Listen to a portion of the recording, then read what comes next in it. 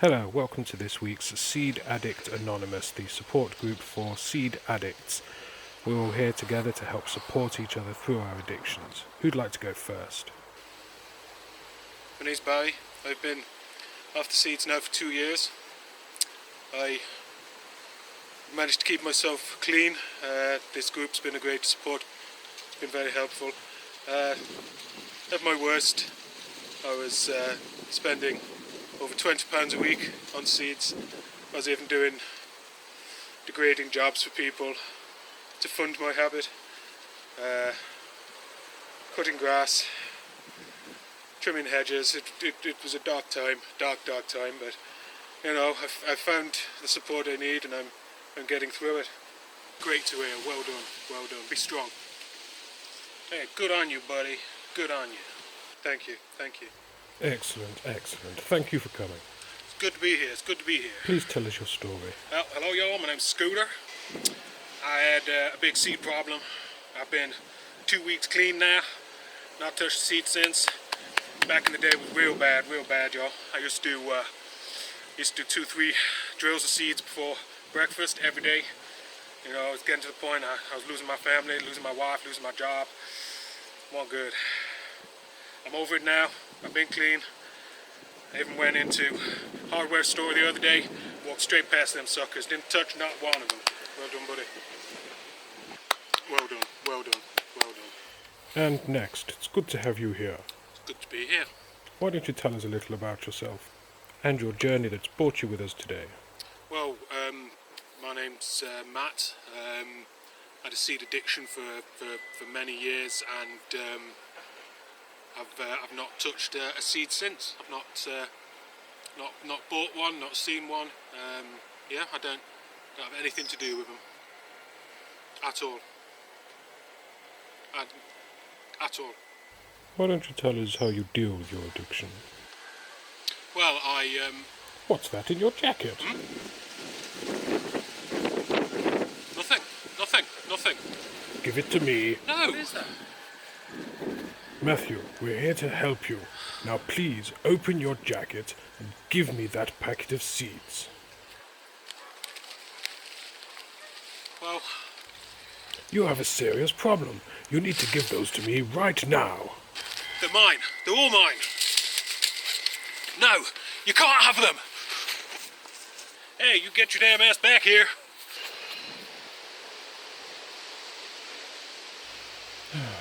The man's an idiot. Hello, welcome back. It's been a good long time since my last video. I do apologise for that. It's been a crazy old year. I don't think I've actually managed to get any decent summertime videos out with all my harvests since I've started doing this blooming channel, but you know, it happens. The allotment's still here. I have been busy down here. Got a sunflower sitting above my head, about 12 foot tall, so he's nice. Yeah, just lots and lots going on, really. It's been an absolutely crazy year, what with the COVID. Lost my job. Got a divorce. Just, you know, really sort of busy time that's made me not really want to get in front of the camera, I'll be honest with you. But I'm back. Hello. Everything's settling down a bit. Place is a mess, I'll be honest with you. Whilst I have been down here and I've been doing some bits and bobs, everything is in desperate need of a bit of TLC. So, you know, that's what I'm going to try and do anyway. Gosh, it's a bit of a mess. Even the grass needs a good trimming, look. Yes, but, you know, these things happen, and what can we do but plod on. I'll take you on a quick look, and then we'll get some jobs done. Boom! Right, we'll start up in this top corner here, where I've had me pumpkins. As you can see, I've got a few little pumpkin wumpkins hiding away in there. Hello, started to turn orange now, so they'll not be long for being ready. As you can see, the plants are starting to shut down as well. Once the plants have reproduced and produced their seed, then their job's pretty much done, and then they start to shut down. There's another one over there stretching all the way back. Not had any ridiculously huge fruits. Probably need to treat them a bit better, give them a bit more feed during the season. I've got some sweet corn plants here, and I also have some sweet corn plants here. They all seem to be doing alright actually. The tassels are turning dark. Oh. So I don't know whether they're entirely ready for harvest. We can always have a quick inspect. Have a little peel back. Doopy doopy doo. Go a little bit deeper. Probably need a little bit more time on the plant those, but they're coming along quite nicely. Try and get them before the rats or the badgers do. Flower bed down here, it all needs de-thingying. It all needs dead heading. Need to trim all that back now. All the foxgloves here, you can see these little guys finished flowering. Their little flower heads are open. So inside there there'll be millions of little seeds. Millions of little foxglove seeds, if I can get that in focus. So they will self-seed like crazy, and they'll be back. They're biennials, so they flower in the second year. So most of those will just be leafy growth next year, and then the lupins as well, they're doing their thing. Well, they have finished doing their thing. Some still flowering. Beautiful purple one. Bit out of practice with the old camera, but I think I always have been, haven't I? There's this another bed down here. These are all flowers. These need sorting out and pruning and, you know, watificating. Blooming Jerusalem artichokes here. I thought I'd got rid of all of them. There they are, to prove me wrong. A big field of them. But yeah, they're related to sunflowers. You eat the tuber, obviously underground, gives you the farts, called Artichokes. Little yellow flower if they have long enough growing. That's not one, by the way, that's a sunflower, but I think you already know that. Yes, runner beans, runner beans. I've had actually loads off here already of my runner beans. There's a few more to pick, but I'll probably leave those, to be honest with you. Leave them to go to seed. So let the husks go all brown and crispy, and then inside, little runner bean. Now you can either leave those, dry them and plant them next year, or if you cook the heck out of them in a casserole or something, soak them overnight and then cook them, you can actually just eat the beans once the actual, you know, casings are past it. So I'll not try that one, it's a bit tough. What have we got here? The asparagus, absolutely asparagus. Now I need a bit of advice on these as well, because I never get any berries. I never get Barry coming to look at my asparagus. No, I never get any berries on my asparagus. Now am I being impatient, or have I got all male plants here? I don't know. I get like these flowers, don't get berries. So let me know on that one if I need to ditch all these plants and try and get some females going, because they're not like the most ridiculously great producers. Or should I say some are and some aren't. I got like a plant here that's got one stalk, and a plant there that's got about 8. So I know there's one of them that's a better breeder than the other, isn't there, a male or a female? So let me know on that one. Another question to ask you guys as well, all these dahlias here, shall I deadhead? Will I get another flourish? Is it too late in the season? Because I won't mind collecting a few seeds off them. And these marigolds, I don't need to worry about them. See the spent marigold head, if you pull that out, that is all your marigold seeds in there. Look. Absolutely crazy amount. So obviously when you buy a packet of marigold seeds, that's what you're buying, just that bit. They always look like a little spear, don't they? So again, that's another great one to save if you want to have some marigolds the next year. Coming around to the raspberry area. That's my raspberry area.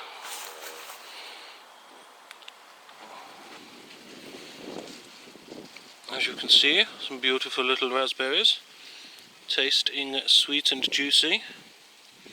Always have to have a little look inside, because I've picked up a few recently that have had a little maggot inside, which is not the one.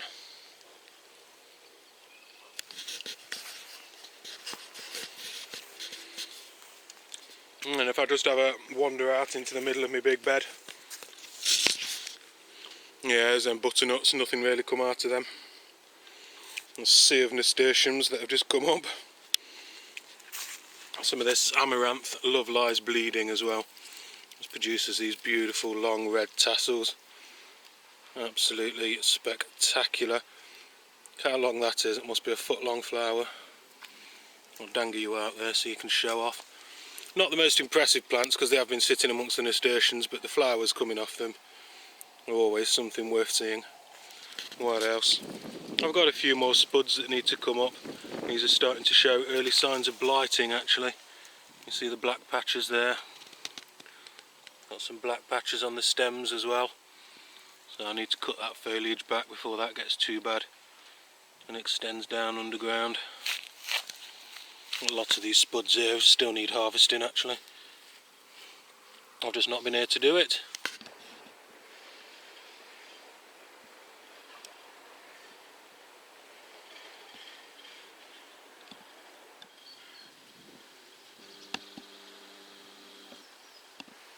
Well, these delphiniums here have been putting on a lovely display all summer. A lot of them are still flowering away. A lot of them do need deadheading though, badly. Well, they need deadheading well, but they need dead... You know what I mean. So, literally, I'm just going to grab this one here, take it down to the top of the foliage. I'm just going to cut all of these off, work my way around the whole lot. One thing I did want to show you, I don't know if any of you guys are into saving your seeds so that you can replant them maybe, or sell them on, or swap them with other allotment holders. But this little head here that I've just cut, just watch this.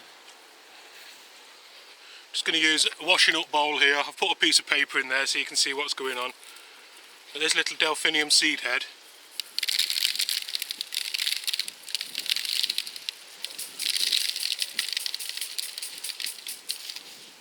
look at that. Each one of those a viable seed. Some beautiful flowers. Quite a lot of bugs coming out of there as well, but they can soon scuttle off. The more you shake, the more come. So I'm going to collect a load of these up and see if any friends and family want them. Lovely job.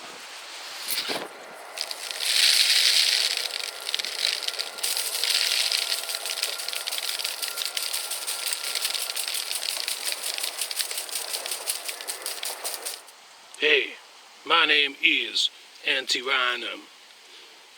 I'm a snapdragon, baby. Yeah. This borage is definitely done for the year. It's a spiky old affair, so I'm using my gloves. It's absolutely fantastic though. The bees absolutely love it. I've not had the heart to get rid of it. It does self-seed like crazy. I once read about borage that the nectar inside the flower that the bees and pollinators feed on replenishes every 2 minutes. Now that's absolutely unbelievable. That means when a bee visits the plant, takes the nectar, within 2 minutes another bee can visit and take exactly the same amount. That's why it's so busy with bees. It's unbelievable. It's also dead and in the way, so I'm getting rid of it. Oh, borage. You can actually see on the path down here just how successful it has been with seeding. Look on there where this plant's been. That's all the seeds that it's spread. Unbelievable. I'll be saying hello to you again next year, no doubt. Hey, I'm in my greenhouse now with my tomatoes and the sun right in my face, so I'm all squinty. I'm really going to strip all of the foliage off these guys now. I really just want to get the plants concentrating on ripening up these fruit, plus take any ripe fruit that's there as well. So I'm just going to get stuck in really. I'm going to strip off probably everything on the bottom 2/3 of these plants now. Just having a look now. I'm going to get some of these lovely toms off first. There we go. This one's actually from a plant called Gigantamo, but a lot of the later ones in the year have been coming off about that size. Yeah, quite a few have split. Never mind, we can still use them. Well, if I hadn't just dropped that one and it went splat, I could have done anyway. Oh dear. What are the chances? Yeah, and then just really fetch off a lot of this foliage as well. There's a few of them that are split because I've missed a couple of days of watering. What'll happen is they dry out, and the skins toughen, and then you water them loads, and then they suddenly swell with all the extra fluid, and that causes them to crack. Not the end of the world, they'll still be edible. I've actually tried putting some banana peels in here as well to try and, you know, ripen up some of those green tomatoes. What it is the just walked into a spider's web, which sort of distracted me. Go on, scuttle off. What it is, I put the banana skin there. What that does is that releases ethylene gas, and it's heat and ethylene gas that will actually ripen your tomatoes. So as you can see, they were all green a couple of days ago, but they've started to turn. So it's nothing to do with light at all when you're ripening tomatoes. It's just heat and that gas. So yes, that's what you need. So if you do ever take them off, stick them in a drawer at home somewhere warm, they'll be absolutely fine. I've got all my green tomatoes left on the plant to ripen up. This front one here is flopped over a bit so it looks like I've not trimmed it, but it's just the top of the plant hanging over. So nice little harvest down there of some bright red tomatoes. I couldn't roll my R then. Bright red tomatoes, there we go. And then still a load left on there to pick if and when. Now with tomatoes at this time of year, a big problem is obviously going to be your blight, particularly outdoor tomatoes. Same goes with potatoes as well. So if you see any signs of blight on your plant, that'll be any blackening to the stem, any of the leaves again going black. It's like a wet black mould that travels in on the air. Not a lot you can do about it really. It settles better on wet foliage, which is why the ones outdoors tend to do a lot worse. But if you see any of that on your plants, do not hesitate. Get any tomatoes off, even if they're green. You can make green chutney. You can ripen them at home in a drawer, it's absolutely fine. Obviously just keep an eye on them in case any of them show any signs of that blight. I've luckily not got any here yet. But now that I've said that, it'll probably be here tomorrow. Hey, sod's law. Right, what's that crawling up my arm? Never mind. Nature. Right, I'm going to pick some chilies as well now because, you know, because I've got them. I'm going to chick some peppers as well. I'm going to chick some chilies and chick some peppers, and then hopefully if I chick them all well, then I'll be eating them all before we can say, you know, job's your buncle. Trying to see if we can get any sweet peppers off of this pepper plant. There is a pepper plant in there. So these green ones here, absolutely fine to eat. I don't know if you can see that one. Let me just check. Yeah, you can see that. Obviously your green peppers, like the ones in the shops, are going to be a lot better for cooking because, you know, they're not as sweet. But if you want to take those, absolutely fine. If not, you can leave them to go red like this one. What a lot of sweet peppers will do is turn black and then red, or they'll at least go dark. So like you see this one here, many shades of green heading through to red. I'm happy to take that one now before nature does. It's a bit of a curly sausage, isn't it? Look at that. Absolutely lovely. I've had loads of these off actually already and they taste delicious. I've just been chucking them in everything from wraps to even had bolognese with some in. Very nice, very nice. I see something yellow hiding down here as well. What are you? What are you? Holy moly. Stick you in my tummy. Don't know if you can see that one. Let me adjust. There we go. I'll leave them on the plant a little bit longer, but see that? There's a nice yellow pepper hiding in there. Let me do some dodgy camera work. Don't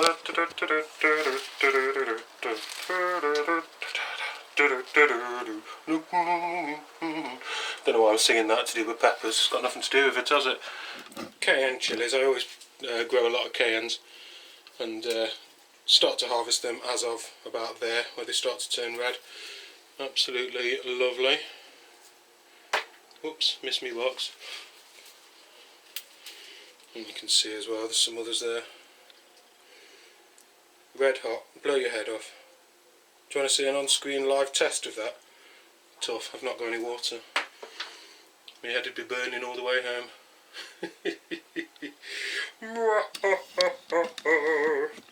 As with any chilli, your heat is in the seeds and in the white inside. I'll probably regret this at some point.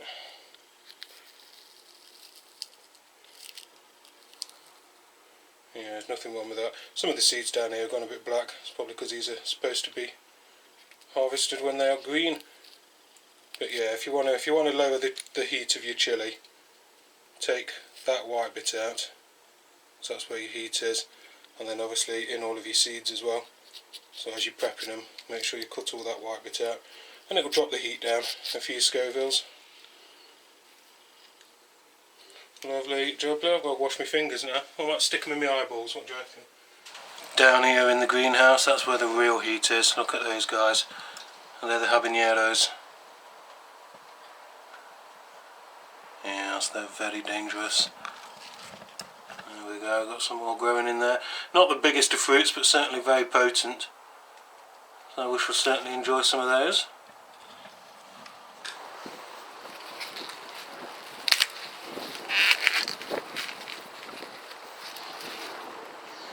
That's not how to do it.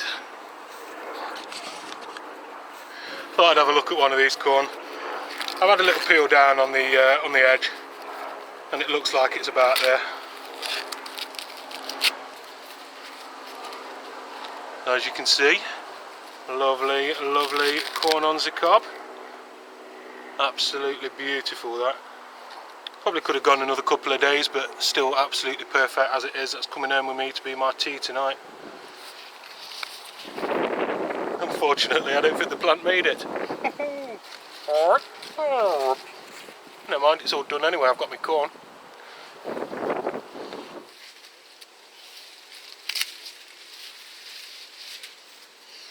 Let's have another one as well. Ah, spiders! Only joking.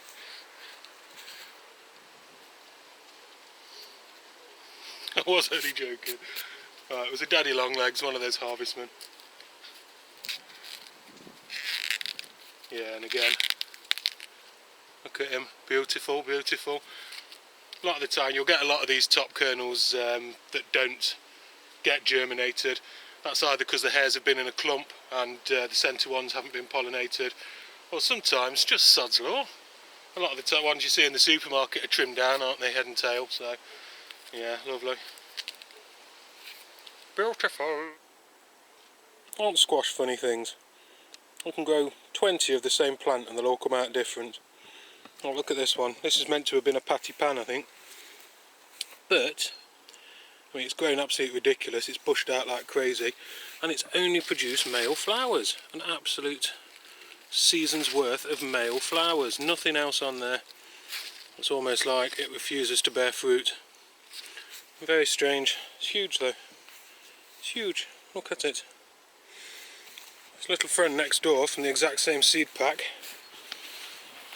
It's doing a lot better though. If we have a look in here amongst the foliage.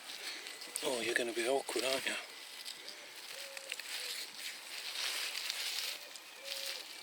Aha! I see you.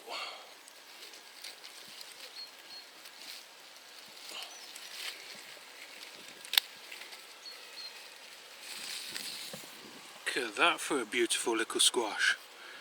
Little petty pan. Lovely. So yeah, there's another two on there actually that are about ready. So you're coming with me. Absolutely lovely. Really tough skin. I tend to sort of cut them into quarters and then sort of hack the skin off and then you get it the goody flesh in the middle. But yeah, very nice. I'm having that. Oh.